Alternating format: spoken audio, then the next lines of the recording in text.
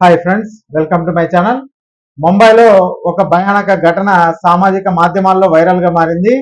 తలలో పెద్ద కత్తి దిగిన ఒక యువకుడు ప్రశాంతంగా ఆసుపత్రి వద్దకు వచ్చిన దృశ్యాలు షాక్ కు గురి చేస్తున్నాయి. అంత పెద్ద దాడి జరిగినా కూడా అతను ప్రశాంతంగా ఎలా ఉండగలిగినాడని నెటిజన్లు అయితే ఆశ్చర్యపోతున్నారు. పైగా యువకుడు ఫోన్ చూస్తూ అక్కడ తిరుగుతుండడం పలువురిని విస్మయానికి గురి చేసింది. ఈ ఘటనకు సంబంధించిన దృశ్యాలు వైరల్ గా మారాయి.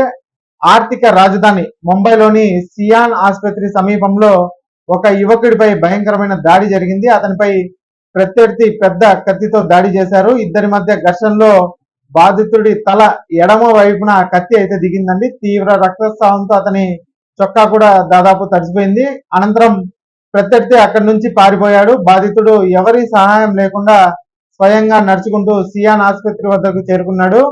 ఆసుపత్రి ఆవరణలో అటు ఇటు తిరుగుతూ అయితే కనిపించాడు. అలాగే చేతిలో ఫోన్ పట్టుకుని చూస్తున్న దృశ్యాలు ఆసుపత్రి వద్దకు వచ్చిన వారిని అలాగే నెటిజన్లను దిగ్భ్రాంతికి గురి చేశాయి. ఆసుపత్రి వద్ద యువకుడు వీడియో తీసిన ఒక వ్యక్తి సోషల్ మీడియాలో పోస్ట్ చేయగా ఆ వీడియో అయితే వైరల్ గా అయింది.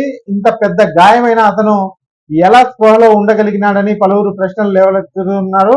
ఇక మరోవైపు పోలీసులు దాడి జరిగిన ప్రదేశంలోని సీసీటీవీ ఫుటేజ్ ను పరిశీలించి నిందితుడి కోసం గాలిస్తున్నారు. ఇక ఈ వీడియోకి ఒక లైక్ చేయండి, అలాగే మా ఛానల్ సబ్స్క్రైబ్ చేసుకోండి. Thanks for watching.